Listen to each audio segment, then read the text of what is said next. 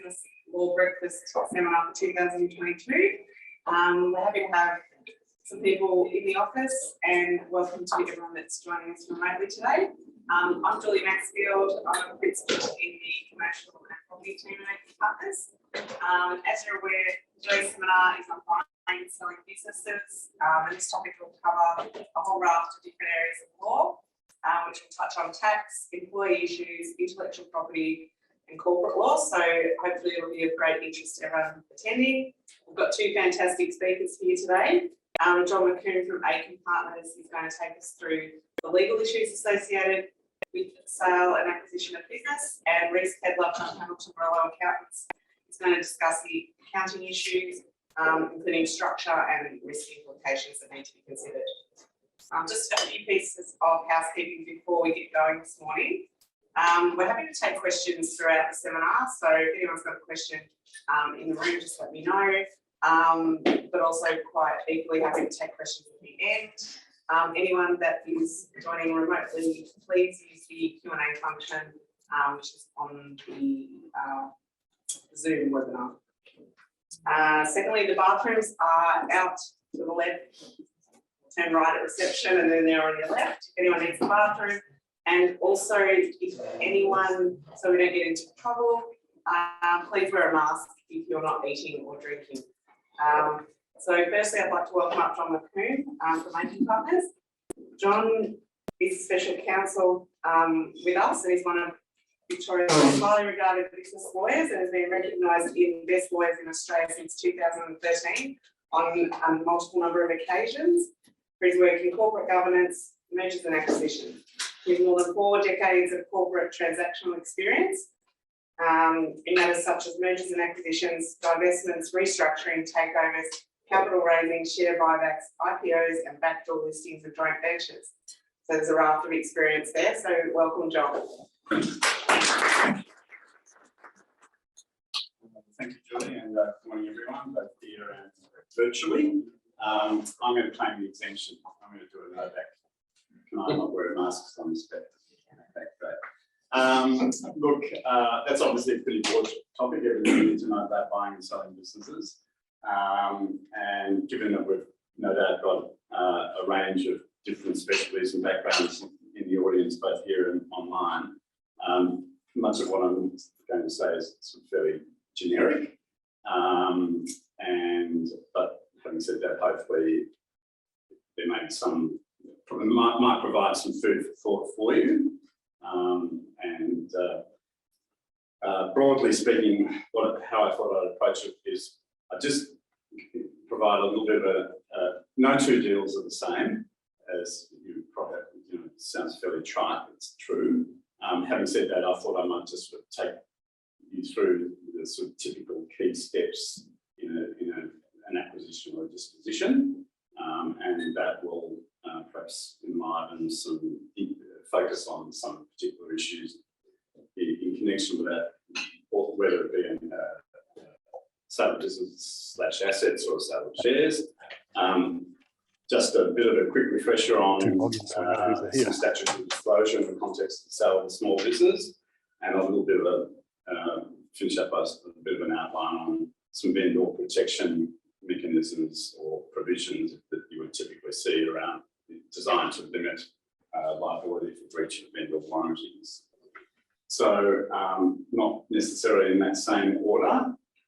I thought I'd just start with a reminder about the statutory disclosure, and I spent many years practicing in Sydney. We didn't have to worry about this sort of thing, but in Victoria, under the Estate Agents Act, there's an obligation in the case of the sale of a small business, quote unquote, to provide a statutory disclosure statement.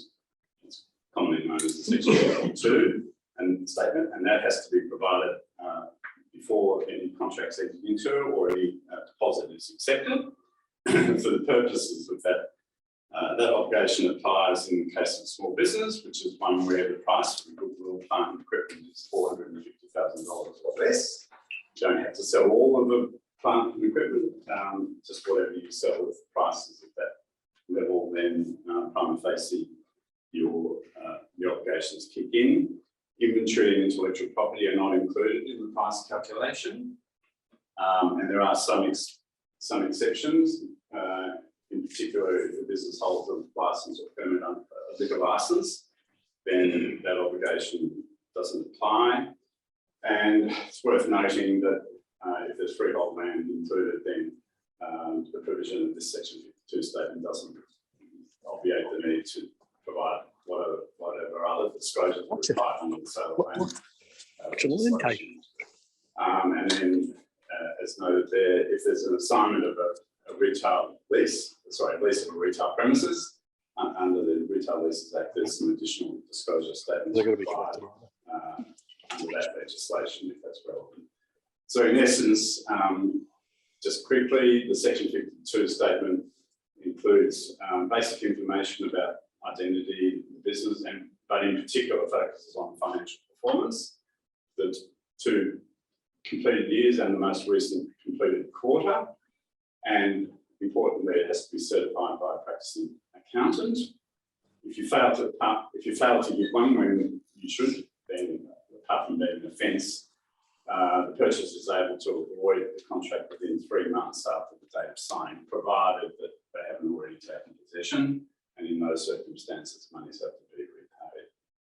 So it's just, apart from anything else, it's an element of when you're selling, you need to get your ducks in a row, as I say, and in particular, gather the financial information. You probably need to do that as part of vendor due diligence in any event, but there's a specific need to have that information available and to liaise with your accountant in relation to the provision of your statements, satisfy your statutory obligations where relevant.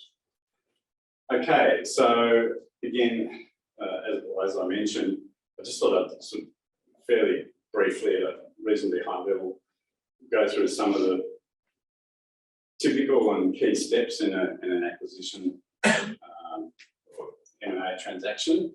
And I'm here mainly talking about private treaty. By the way, I meant to say at the outset that I think some of the collateral around this seminar talked about buying and selling businesses in 2022. Broadly speaking, certainly in the private treaty space, the same principles and issues. There's nothing particularly new in 2022. Just to flag that. So look, very early on, typically, the relevant parties would enter into a confidentiality agreement. If it's just a straight sale, one way. If it's exchange of information, which is likely to happen or will happen in the case of a scrip deal, then it would be mutual. That confidentiality agreement may or may not include exclusivity provisions. If it doesn't, there might be a separate exclusivity agreement, imposing obligations on the vendor not to treat or negotiate with a third party for an agreed period.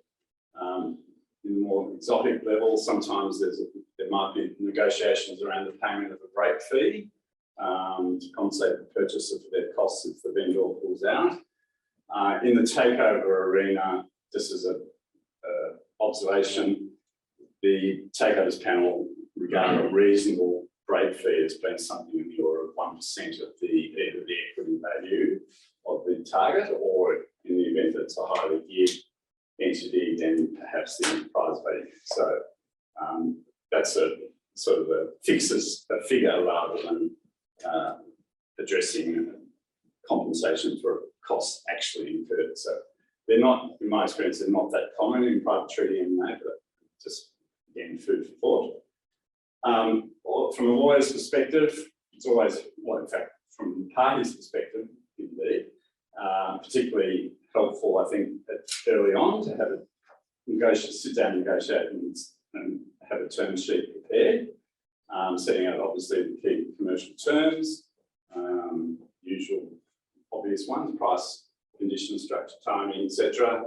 Importantly, the document should make it clear whether or not it's the party's intention that it be binding or not legally binding, other than, say, the confidentiality provisions which exist in any event. And as I said, that often flushes out issues at the outset, which can save a lot of angst later on.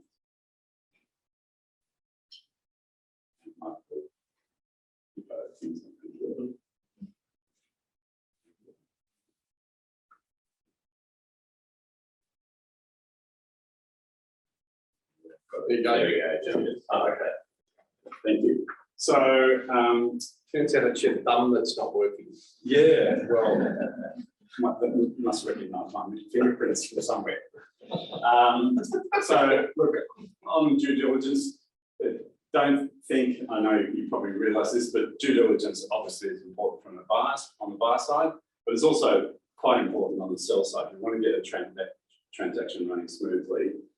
It behoves the vendor to do due diligence at the outset, and that can, you know, arrange through deciding what's the best way to dispose of the business or assets in question, if it's assets or shares, get some tax advice about the outcomes on either alternative.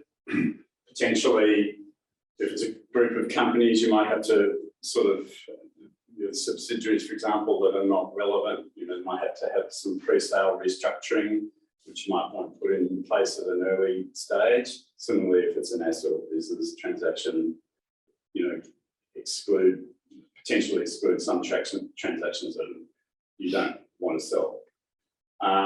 We all, I think, know that due diligence is vital from a purchaser's perspective, and that encompasses commercial, financial, and legal. And where relevant, sort of specialist type businesses, you know, there might be a need, for example, to get environmental experts having a look at the target business to assess potential risks so that they can be priced into the deal.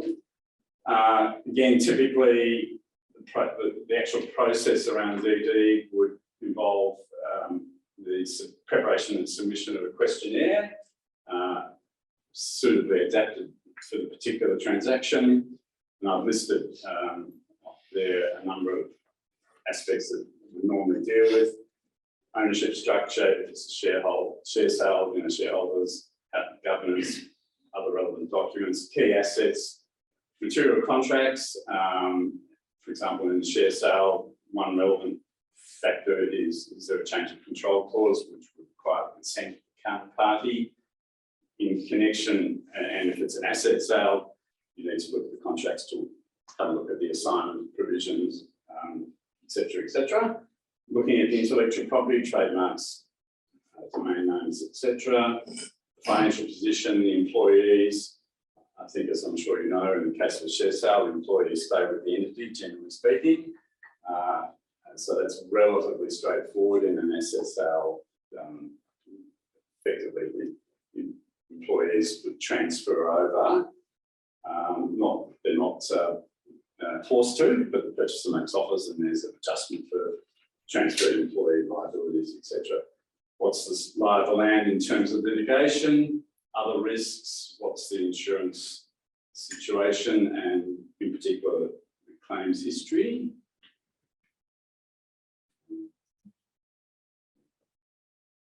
Fingerprint issues again. There you go.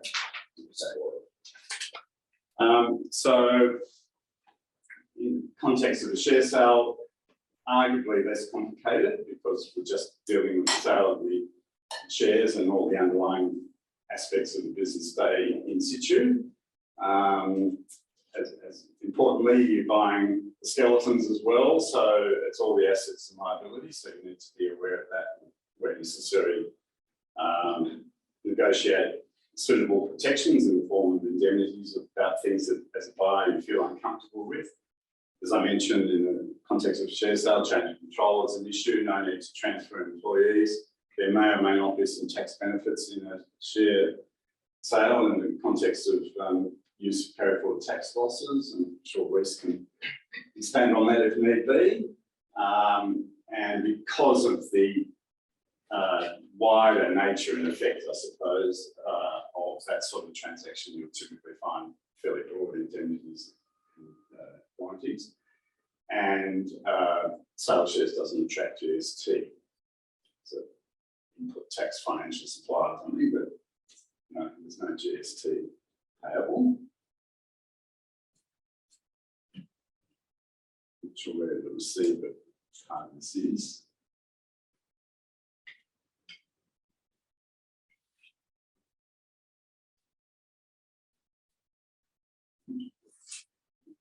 See the things at the bottom? This, No, see, just Oh, click on okay. those arrows and see if that does anything.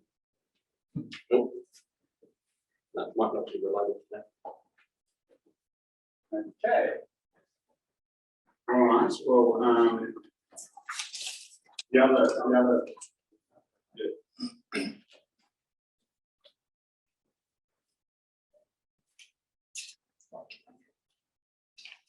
It's like my home computer, my home laptop, just slice and freeze every now and then. Look, I might just press on, but so I just briefly talked then about shares in the context of an asset sale. The differences include you can actually do particular assets and that are being sold and what liabilities, if any, are being assumed. I've mentioned briefly the need to get third-party consent to the assignment or novation of key contracts.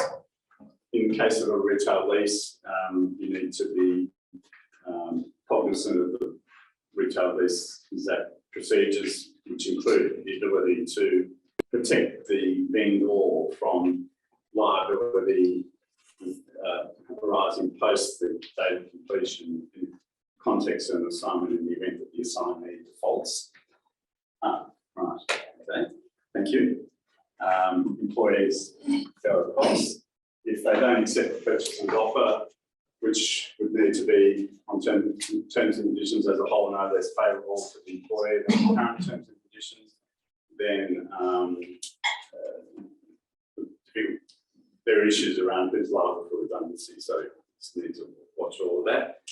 The contract would typically deal with whether or not receivables are included or excluded when the purchaser collects the receivables on behalf of the vendor, payment of creditors, and there's a, as I suspect you know, an exemption from GST in circumstances where it's a sale of going concern within the meaning of the relevant part of GST legislation. And again, I think probably Lisa can take us through that if you want to explore the detail on that. What I'm doing wrong. Okay, so just again, in terms of purchase price, there are a myriad of options and possibilities here. Obviously, it can be cash and or shares, some element of vendor finance. Is there or not? Is there a deposit payable? Is some part of the purchase price to be deferred? Some part of it, should some part of it be put into escrow as protection for claims for warranty? Protect the purchaser in the event that they have warranty claims post completion. Often there's adjustment mechanisms where, for example, if the price is a function of net assets as at completion, the purchaser would pay an amount estimated net assets on completion, and there'd be a true-up based on a post-completion true-up based on an actual balance sheet, which goes through, which is prepared independently often, and any adjustments arising out of that paid after completion. Another mechanism, I think I've only done one, I think they're more common in the UK actually than out here, what's colloquially called the lockbox mechanism. The attraction with that is basically you have a fixed purchase price.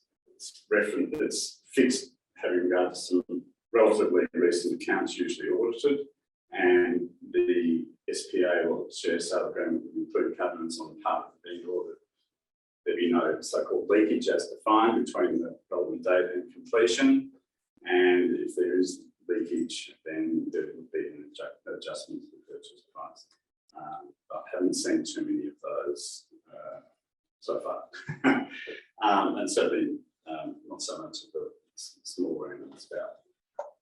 Other things to think about in the context of share sale, if the company has significant or any retained earnings, what do we do with those? Do we pay pre-completion dividends to the vendors? Is it better to leave them? Purchasers tend not to want to pay for cash sitting in the target company. So, you know, that they're parts of, they're elements that I think need to be taken into account. Sometimes if it's not paid out as a pre-completion dividend, but is in fact added to the purchase price, depending on whether or not the small business CGT concessions are available, that may or may not be a more favourable outcome from the vendor's perspective. Because even if the dividend, pre-completion dividends, if any, are fully franked, then there's still a top-up tax payable by the vendors usually. Another thing to think about in the context of financial assistance, sorry, in the context of share sale is it's not uncommon for the purchaser to, if they're borrowing money in particular, to get some financial assistance from the target entity, which might be in the form of a purchaser that borrows money from the bank, and one of the securities they want is the target company guaranteeing that loan or providing security such as a general security agreement over its assets and undertaking.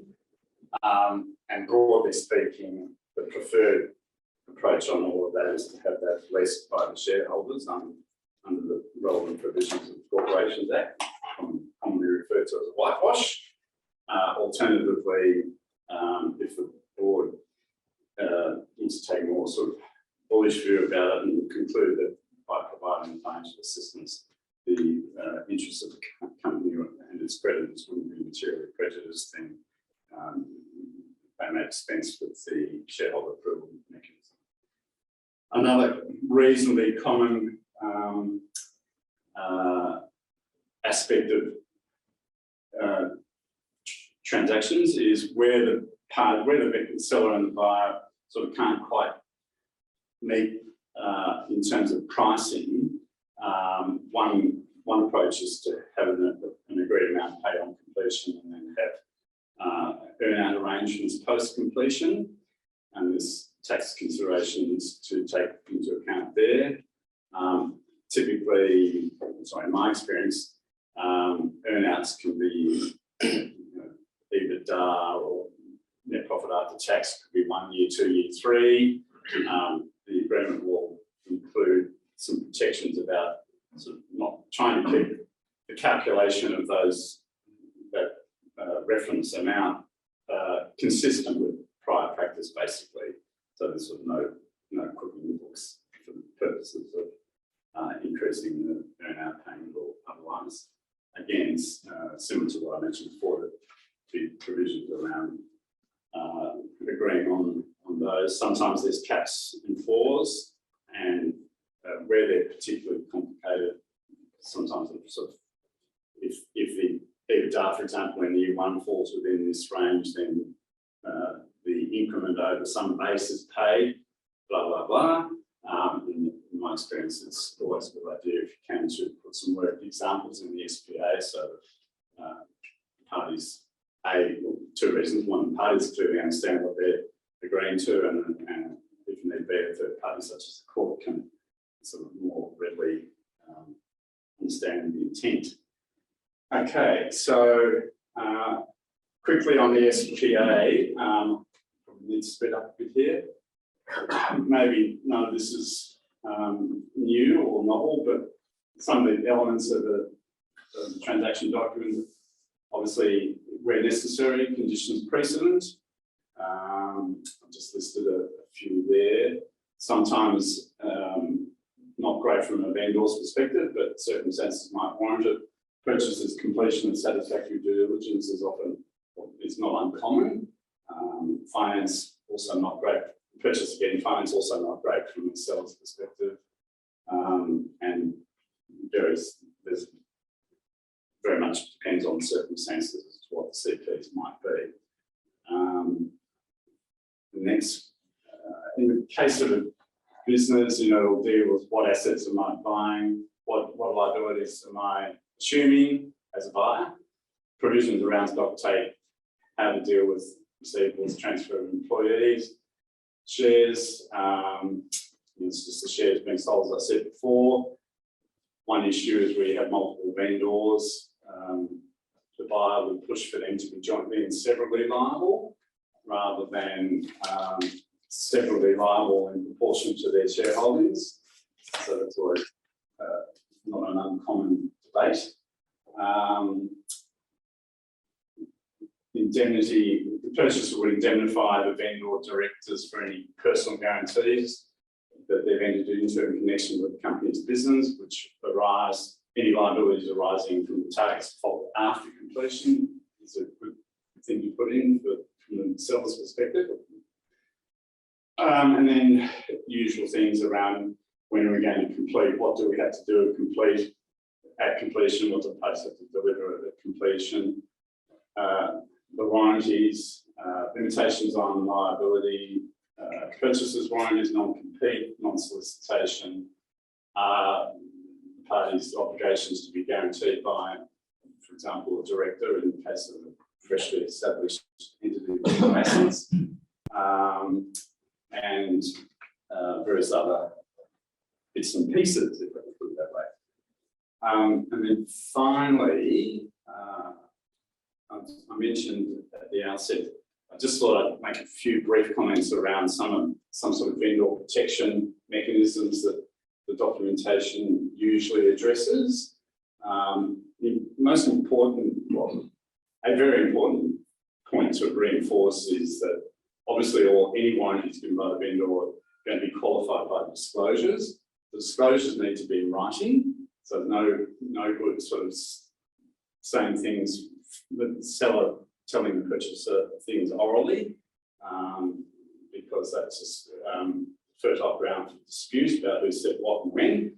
So it's really important to have a paper trail around disclosure, including written Q&As arising out of purchasers' due diligence.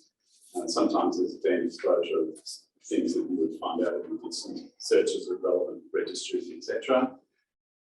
Sometimes there's a debate about whether or not the warranties are absolute or whether they're qualified by the vendor's knowledge or awareness. The document will make it clear that the purchaser is not relying on any warranties other than those set out in the agreement.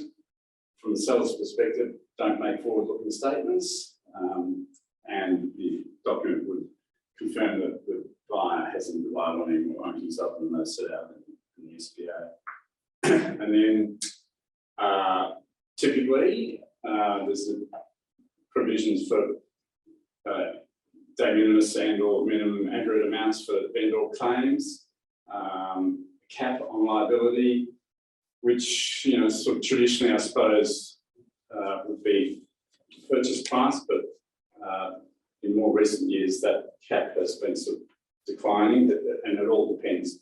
There's some sort of percentage of the purchase price, but again, that comes down to the relative bargaining strength of the parties.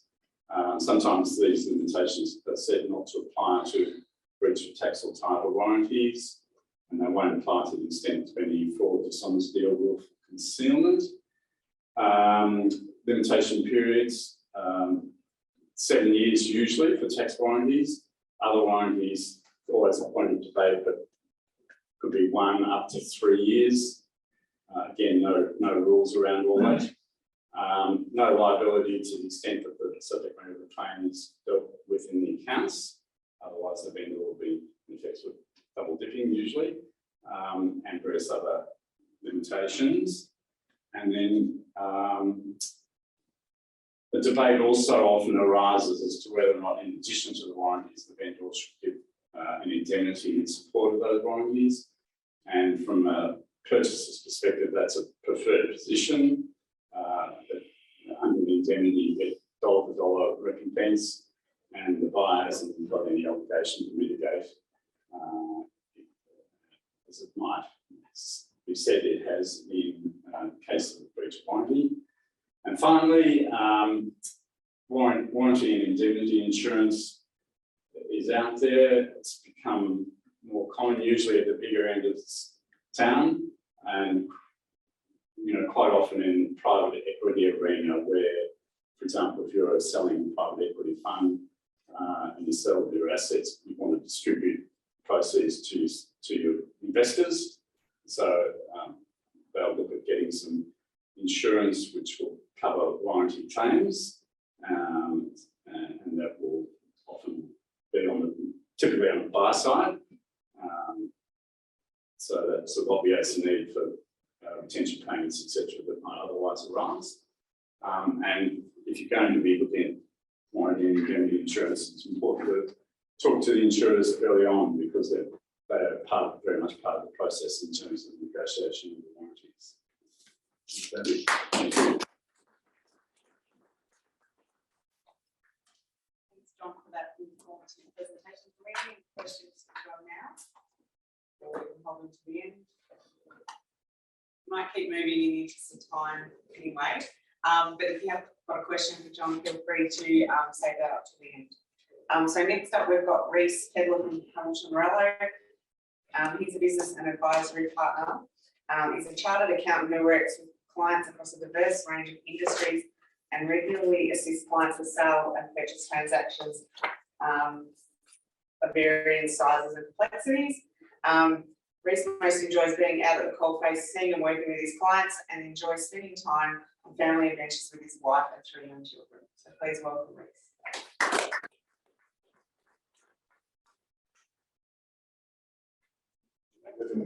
Julie, thank you. Good morning, everyone.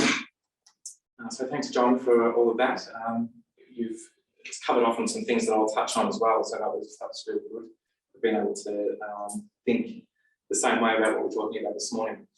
As John referred to earlier, we need to look at the very start of the sale process. What are we actually going to be selling? So, Julie, I'll get you just to click through. Are we selling the business assets, which include goodwill, plant equipment, and all of those sorts of things? And that business is coming out of an entity structure into an entity structure chosen by the purchaser? Or are we selling an entity that is company shares or units in a trust, or some entity as a whole? Once we've got an idea of what we're going to be selling, we need to look at exactly how we're going to fit that within the purchaser's entity structure. We'll start with the purchaser first. But I thought I'd just cover off on some things when we're looking for a structure to put in place for the purchaser, what we might consider. So typically, one of the first things I would look at is what is the family circumstances of a purchaser. So are they a single family? Is there a number of generations involved?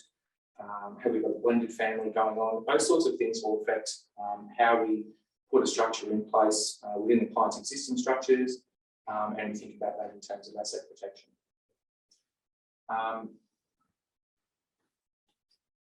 We need to consider also within the current entity structures how we distribute profit around those structures. So depending on what kind of business we're buying and how much income it's going to generate for the purchaser,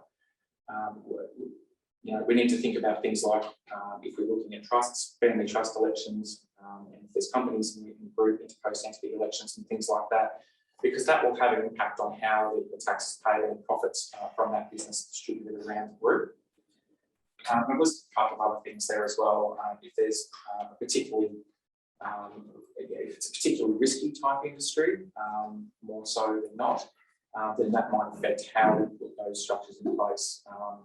We might use some companies that perhaps have assets in some entities and the business areas and things like that. And so from the vendor's point of view, I guess the key thing that John's talked a lot about that, but in terms of structuring the deal for the vendor, from an accounting point of view, it really comes down to the capital gains tax planning. The point I wanted to make here is, as soon as the vendor's got a hypothetical purchase price, or thinking that they want to sell the business, they really need to be speaking to their accountant so that you can undertake some pretty detailed CGT planning.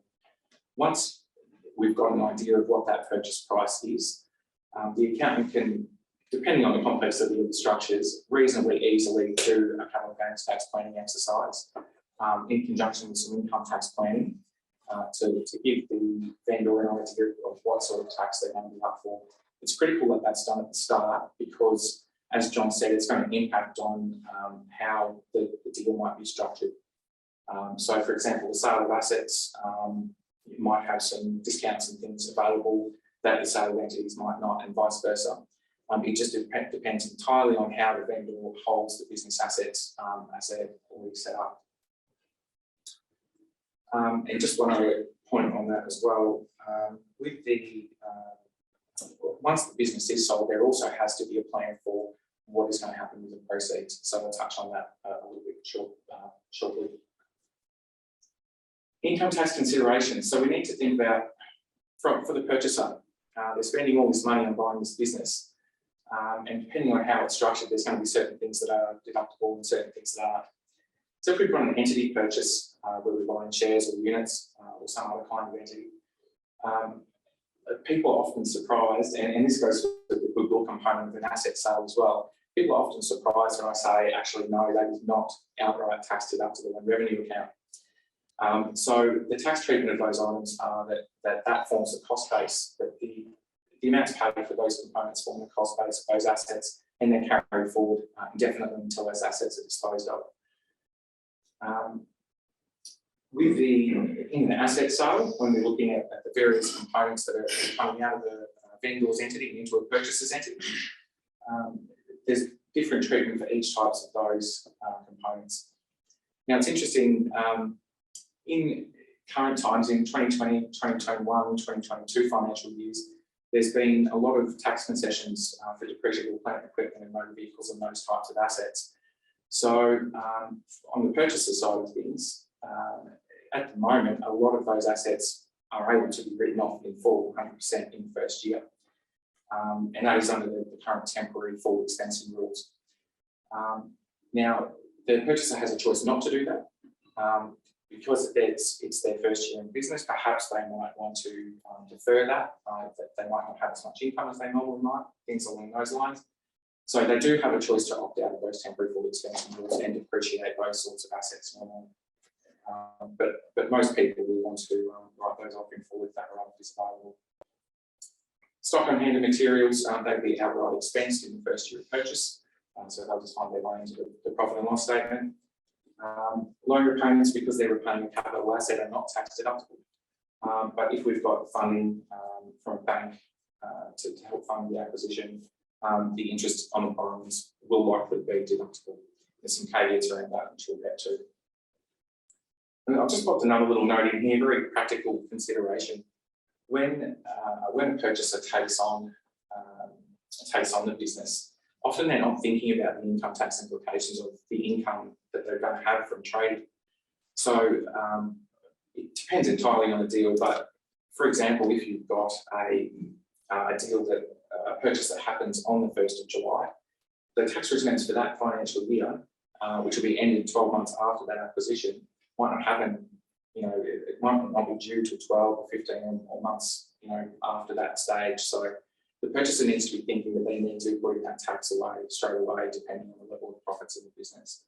And it's exactly the same thing for tax obligations. They're going to have GST, they're probably going to have PAYG withholding in relation to employees, and the purchaser really needs to be very careful with cash flow and be putting that away ready for those when those obligations are due. The main issue, of course, on the vendor side is capital gains tax considerations. And again, we come back to what are we selling? We will have done all of that pre-deal planning, if you like, the CGT planning and income tax planning. So we'll have at this stage a good idea of what discounts are going to be available. Now, it depends, as I said, it really depends entirely on how the business is currently held as to what those discounts are going to be. For example, if we've got a company that's operating a business and the company sells that business out to a purchaser, there's probably not going to be very big discounts that we're going to have available in that company, depending on whether the vendor is able to access the small business concessions. Whereas with the sale of shares or units and selling the entity as a whole, depending on how the shares are held, for example, a lot of structures, a lot of shares are held in a trust, so that there is that access to the 50% general CGT discount. So that will give us a good idea on what the vendor's got coming up. So I just mentioned the small business CGT concessions. When we talk about the eligibility for the concessions, what we're really looking at is clients that turn over $2 million within their business and that have net assets of less than 6 million. There's some fairly big caveats around how those numbers are calculated, but essentially that is the style of business that, that will be eligible for those concessions. They do have some very strict eligibility criteria, and it's a highly complex area, so that you need to have a good leading and plan for the eligibility of those concessions. Particularly if there is trust structures in the client's entity group. The pattern of distributions of those trusts that have been made over time and the distributions that the trustee decides on in the year before the transaction and in the year of the transaction can have a significant impact on the eligibility for these concessions. So those concessions will have CGT, what's called CGT stakeholders that are involved in the business, and yeah, those types of distributions can have a serious impact on who is considered a CGT concession stakeholder. I'll just touch on a couple of extra points here that I had from earlier. So there's a couple of little traps with, that don't relate to the capital gains tax planning part of a transaction. So, for example, with a vendor, if we've got a transaction that's occurring in a given year, we also need to think about the disposal of things like stock on hand or materials and work in progress if we've got a manufacturing type business. And also the disposal of plant equipment, like I was talking about before. Those events are probably going to happen at the same time as the capital gains tax event that relates to the business. So it depends entirely on the deal. Sometimes there'll be bits of plant equipment that don't go with the business. So those can be disposed of at a different time, but it is possible to move some of the timing of the sale of the assets around to help with tax. That might not apply to every deal, but I've certainly seen that apply in different times before. So the client really needs to be thinking about sort of minimising whatever bits of tax that they can minimise. So sometimes they just need to be aware of that, and that can be timing that can be moved around. Which you look forward to is the small business concessions. So I've just spoken about those small business concessions and the eligibility for those concessions. Those 4 concessions that we're talking about, 50% active asset reduction, the 15-year exemption, the retirement exemption, and the small business rollover. We move on, having talked about those, to whether or not there is GST on the sale of the business. So John's touched on that briefly. Now, is the sale of the business GST free? The answer is maybe or maybe not. So it depends when you look into this GST ruling here that's been issued by the Tax Office 2002-5. They talk about are all things necessary being supplied with the business for it to operate. So if the answer to that is yes, then it will be the sale of the going concern GST free. But if it's not, it could very well be subject to GST. Now, again, this depends on the deal that's going on. I've seen a lot of businesses change hands that are the sale of going concern and will be exempt from GST. But if not all things are supplied, so for example, if the lease doesn't want to, if the purchaser doesn't want to take over the vendor's lease, or there's plant equipment that is not coming across with the business for some reason, perhaps the purchaser might have their own plant equipment, then it's possible that the sale may be subject to GST. So the purchaser will have to factor that into their funding, and the vendor, of course, will have to remit that GST to the tax office if it is a taxable supply. So moving on to the financing of the acquisition, we need to just the purchaser obviously needs to be very aware that, as well as the purchase price, they've got to consider funding the working capital. So it's critical that cash flow planning is done in the preliminary stages of them thinking that they're going to buy a business. Once there's been a bit of discussion around what financial information is available. So they really need to be considering borrowing or taking funds from other existing entities that they might have to cover off on anywhere between 2 and 6 months of working capital, just depending on the overall requirements of the business. If the clients are drawing funds from existing entities, whether that is in partial satisfaction of the full purchase price and in conjunction with borrowings, or if they're just paying cash for business, then we really need to think about the income tax implications for those funds being drawn out of their existing structure. So there's things like, for example, Division 7A, which looks to tax money overdrawn by company directors and shareholders. So that needs to be considered, as well as other entity loan accounts that are within the client structure. So usually there's a way to structure that withdrawal of cash and that funding as an advantage for the purchaser. I'd also just thought I'd put in a note there with the purchaser, depending on the situation, if there's multiple purchasers borrowing, the other thing we need to think about is how we're actually structuring that funding. So if, for example, we've got multiple purchasers involved in the transaction and they go out and they seek their own finance, depending on how that occurs, that will change the structure that we recommend for the purchase. So it can have a big impact on the future cost base of the acquisition. So, for example, perhaps rather than the operating entity that's going to be operating the business that they're buying, acquiring the funding, that perhaps can be done in a family trust type entity that might be acquiring, that might hold the shares or units in that operating entity. And by advancing the money through that family trust and into the operating entity, it does have the potential to lift the cost base of those shares or units.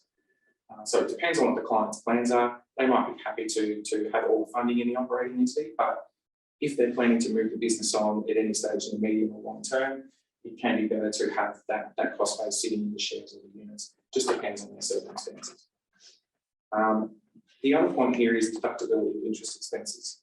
So I touched on that before, and what we're looking at there is there going to be income coming from the operating entity, or depending on how that borrowing is structured, to deduct that interest. There's got to be a sufficient nexus between that interest charged by the funder and the income coming from the operating entity to claim. So that can be a complex area, and that just needs to be considered as part of the planning process. In terms of the vendor,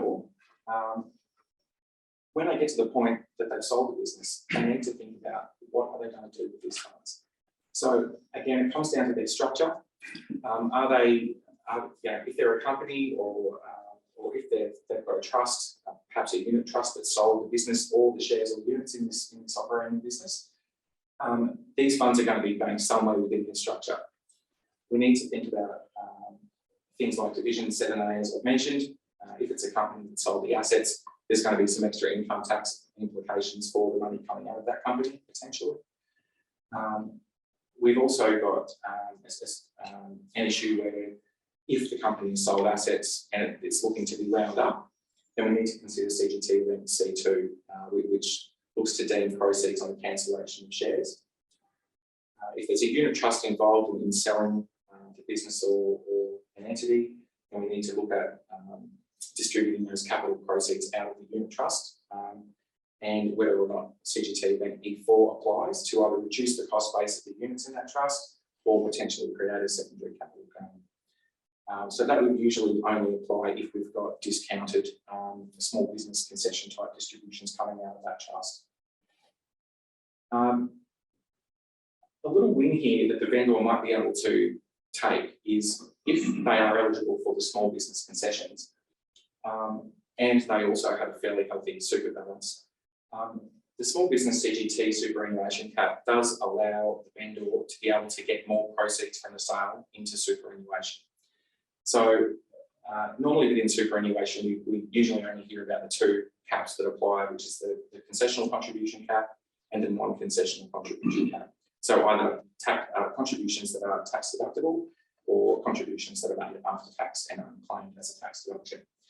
In addition to those two types of caps, we've got the small business super cap that sits off to the side. Now, if the client's superannuation balance is north of the limit of 1.6 or 1.7 to make non-concessional contributions, they are actually able to use that super cap and get more money into super if they're eligible for the small business concessions. So if they use the retirement exemption or the 15-year exemption, there is scope to get extra money into superannuation. And most vendors, depending, you know, if they're retiring out, then that is a great way to get extra money into superannuation and get that get those funds into an environment where it can be invested in a tax-effective manner. Okay, so just a couple of other final comments. Some of the do's and don'ts of selling a business. The first thing I've got on both sides is, you know, as a client, you really need to seek advice from both your advisors. And ideally, you know, the accountants and the lawyers that are involved in the transaction really need to chat and come up and communicate with the best option for the client. So that's the way I normally approach things, and we find we usually have great outcomes. On the purchaser side, as John mentioned earlier, going through the due diligence process is critical. So really need to make sure you do your financial homework and get your lawyer involved in that, and the accountant will do a part of that process as well. Having looked through the financials and things along those lines. And it's really critical, I think, that sometimes you can go to a high level, you really need to get back to basics depending on the size of the transaction, and, you know, do things like look at bank statements and deposits and expenses that are being paid and how the funds flow through the business. And as I mentioned, for the purchaser, really consider that funding. What are we buying? You know, we need to have the purchase price funding available, as well as any working capital that might be needed. And on the vendor side, really need to do that CGT and income tax planning process at the very start. They went hand in hand with a successful transaction and good tax outcomes. And I've just got a note there, you know, lawyers and accountants are absolutely the best placed people to decide on how to structure this transaction. So as clients, you know, people need to take on that advice to make good decisions. So I think that's about it from me. Julie, I might hand back to you to take any questions or any more comments.